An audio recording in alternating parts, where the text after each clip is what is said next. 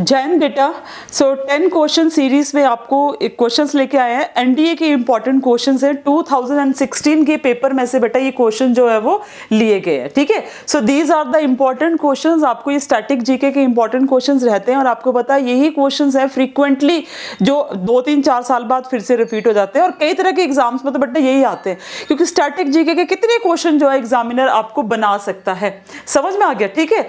तो ये आपके स्टैटिक जीके के जितने भी important question previous year exams में आ रखे हैं वो मैं आपको 10 क्वेश्चंस डेली करवाती हूँ। मतलब पीछे 2-3 दिन से वीडियो मेरी नहीं आई, पर चलो अब क्वेश्चन को हम यहाँ पे फोकस करते हैं। आपका पहला क्वेश्चन है बेटा, the word secular was inserted in the constitution of India, ठीक है। मतलब क्वेश्चन क्या है बेटा ये कि आप इसको बोल सकते हैं कि धर्म पंथ निरपेक्ष या धर्म निरपेक्ष वर्ड जो है वो संविधान में किस संशोधन द्वारा ऐड किया गया था। कौन से कॉन्स्टिट्यूशनल अमेंडमेंट से सेकुलर वर्ड का मतलब क्या होता है बेटा? सेकुलर वर्ड का मतलब होता है कि स्टेट मतलब आपकी कंट्री का कोई भी ऑफिशियल रिलीजन नहीं होगा, ठीक है ना। जैसे आप समझ सकते हो कि आप देखो नेपाल में हिंदुइज्म है, बांग्लादेश में चले जाओ, पाकिस्तान चले जाओ इस्लाम है, श्रीलंका में चले जाओ बुद्धिज्म है, बट हमारे सारे नेबरिंग नेशन है। इंडिया का कोई भी ऑफिशियल रिलीजन नहीं है, means India is a secular country. But secular word जो है बेटा वो कब ऐड किया गया था? That was added by the 42nd constitutional amendment, ठीक है ना। इन 1976 में 42nd कॉन्स्टिट्यूशनल अमेंडमेंट से सेकुलर वर्ड जो था बेटा वो ऐड किया गया था। और इसी के साथ में सोशलिस्ट एंड इंटीग्रिटी दो और शब्द जो थे बेटा वो ऐड किए गए थे। तो the right answer is option C. आपका सही आंसर क्या है बेटा? ऑप्शन सी, ठीक है। नेक्स्ट क्वेश्चन देखते हैं बेटा। इसी में आपका अगला क्वेश्चन क्या है बेटा कि 2 provisions of the constitution of India that most clearly express the powers of the judicial review, ठीक है ना।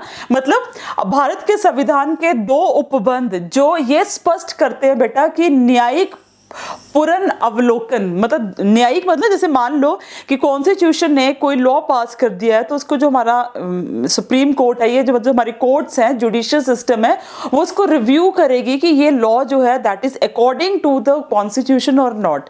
तो ये इसको स्पेशल बेटा एक पावर है। आपको बताना है कि कौन सा आर्टिकल जो है वो इसको बहुत क्लियरली डिफाइन करता है, किसकी पावर को? जुडिशियल रिव्यू की, मतलब न्यायिक पुनर्वलोकन की, न्यायिक पुनर्वलोकन की, जुडिशियल रिव्यू की।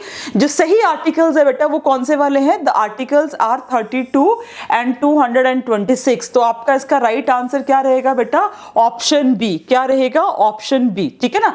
दैट इज आर्टिकल 32 एंड 226, ठीक है।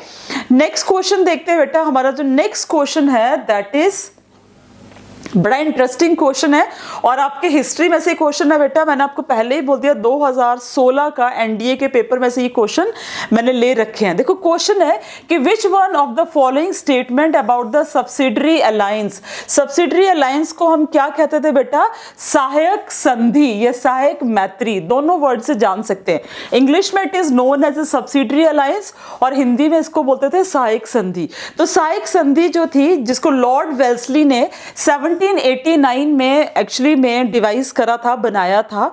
कौन सी स्टेटमेंट है बेटा इसमें से जो करेक्ट नहीं है related with the subsidiary alliance और आप बोल सकते हो सहायक संधि के साथ में, ठीक है। तो यहाँ पे देखेंगे the territories entering into the subsidiary alliance with the British were responsible for their own internal and external protection। मतलब जो भी टेरिटरीज, जो भी किंग थे जो ब्रिटिशर्स के साथ सब्सिडरी अलायंस को, सहायक संधि को साइन करते थे, उनको बोला गया कि राज्य क्षेत्र अपने आंतरिक और बाह्य संरक्षण के लिए खुद जिम्मेवार थे। मतलब साइन करती उन्होंने ट्रीटी और उनके इंटरनल और एक्सटर्नल जितने भी मैटर थे उसके लिए वो खुद रिस्पॉन्सिबल थे। In the territory of the ally a British armed contingent would be stationed. The ally would have to provide the resources for maintaining the British contingent in the territory. The permission of the British was needed for the ally to enter into the agreement with the other rulers. अब देखो ये 4 options है, बहुत important question है। सहायक संधि में क्या चीज होती थी बेटा, इसमें जो ऑप्शन ए है ना वो रॉन्ग है। यहाँ पे पूछा ना नॉट वर्ड पे जरूर फोकस करना होता है, तो ये गलत है। जो भी सहायक संधि साइन करते थे उनके इंटरनल और एक्सटर्नल मैटर की प्रोटेक्शन ब्रिटिशर्स करते थे, ठीक है ना।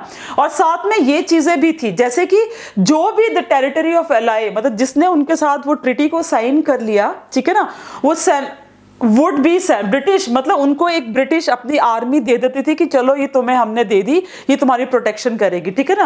The ally would to provide the resources, मतलब जैसे मान लो कि मैं इंडियन हूं और मैंने सहायक संधि साइन कर ली, तो मैं ब्रिटिश के जितने भी आर्मी होगी उनको रिसोर्सेज, उनके मेंटेनिंग का खर्चा वर्चा सारा मैं ही दूंगी, ठीक है। Permission of the British needed for the ally to enter in agreement with the other rulers. मान लो मुझे किसी के साथ एग्रीमेंट करना है, तो इसके लिए मुझे ब्रिटिशर्स की परमिशन की जरूरत रहेगी। तो आपका बी, सी और डी करेक्ट है, बट ए जो है वो करेक्ट नहीं है, ठीक है। तो राइट आंसर क्या हुआ बेटा आपका इसमें, option A, which is not correct. अगला क्वेश्चन देखते हैं बेटा, what is your next question कि who among the following is associated with the Mughal court as the physician of the Prince Dara Shikoh। मतलब कि निम्नलिखित में से मुगल दरबार के साथ राजकुमार दारा शिकोह, शाहजहां का बेटा था बेटा ये, के चिकित्सक के रूप में जुड़ा था, मतलब उसका वो डॉक्टर था। तो what is the right answer, that is François Bernier, means option C, Bernier is the right answer. वो दारा शिकोह का क्या था, डॉक्टर था, फिजिशियन था, ठीक है ना।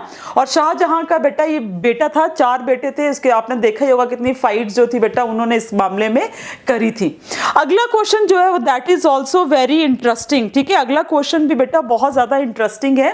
जैसे क्वेश्चन को आप देखेंगे कि which one of the following pair in the schedule of the constitution of India is not correctly matched. एक चीज का आपने ध्यान रखना कि नॉट हमेशा लगाते हैं ये, और यही नॉट वर्ड जो है ना वो कंफ्यूज कर देता है। जैसे यहाँ पे देखो कि संविधान की अनुसूची के विषय में कौन सा इसमें से जो है वो सही नहीं है, तो ऑप्शन ए बोल रहा है दैट इज 8th शेड्यूल जो है that is related with the languages, ठीक है ना।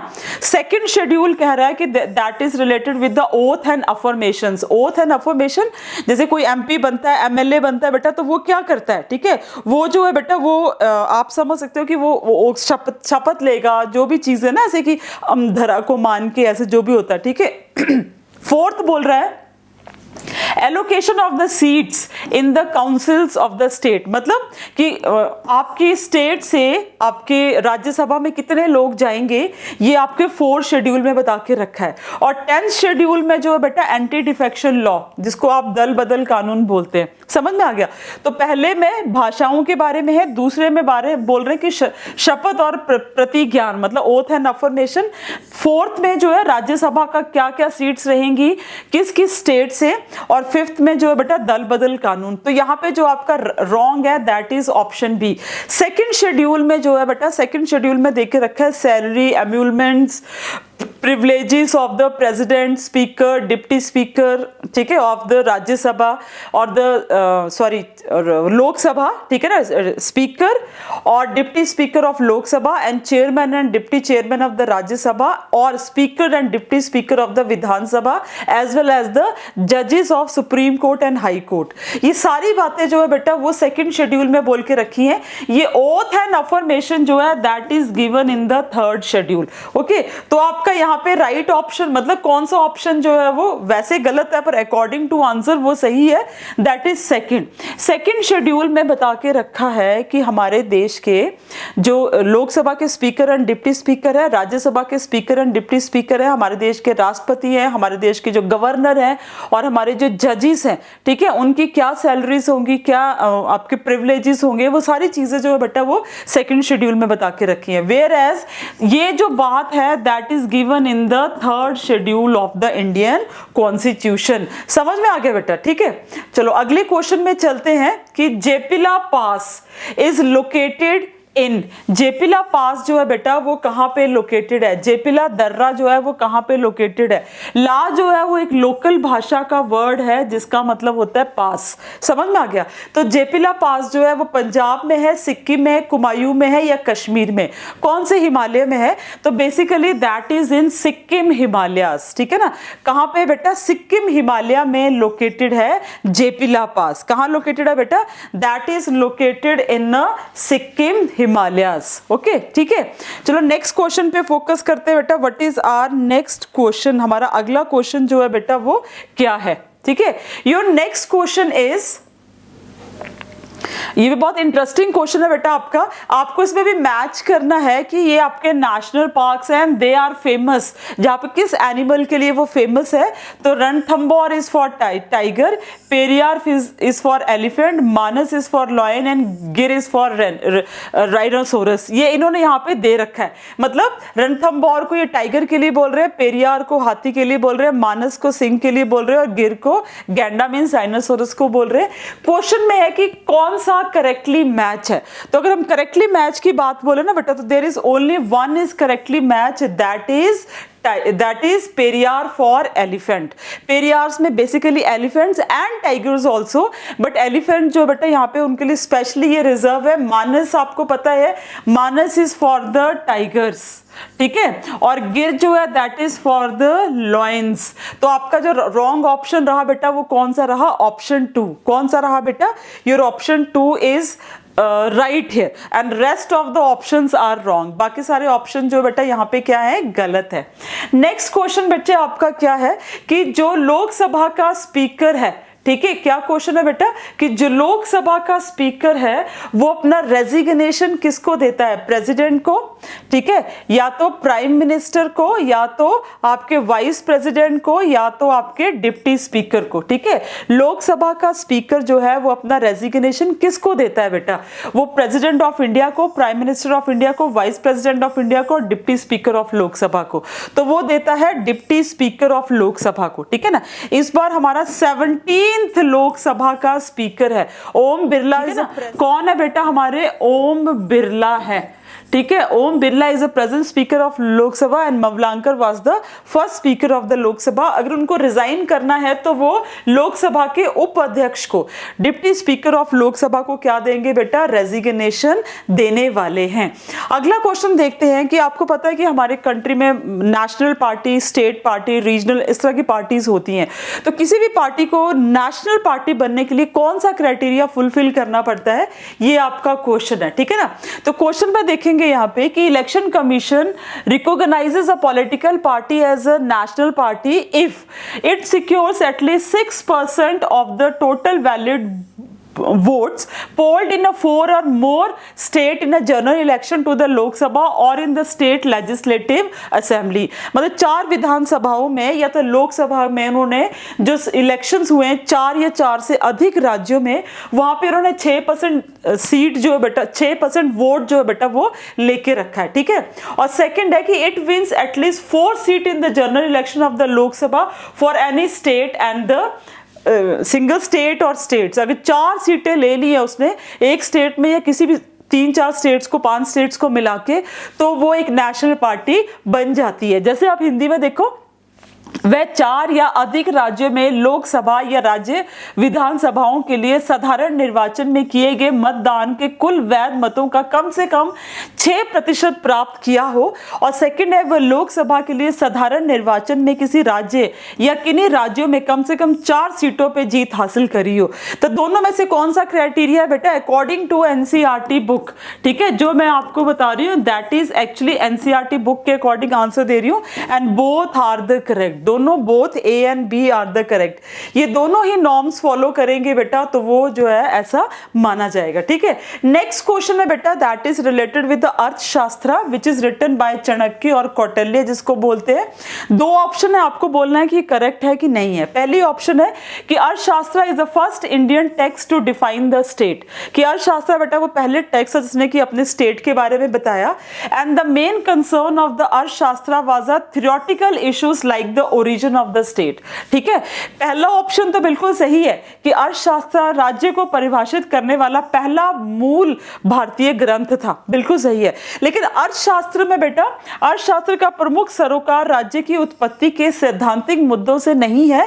That does not contain the theoretical issues like the origin of the state, whereas इसमें जो मैक्सिमम चीज है that is a political theories to run a state, वो ज्यादा बता के रखी है।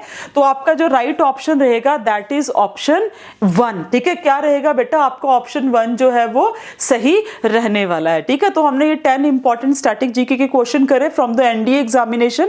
ऐसे में आपको जितने भी एग्जाम है आपके एसएससी, जीडी के, एनडीए के, सीडीएस के, जिसके भी हैं, ऐसे 10 क्वेश्चन डेली लेके आऊंगी बेटा। तब तक जय हिंद, और अगले वीडियो तक वेट करें और लाइक और सब्सक्राइब बच्चे जरूर करें। जय हिंद।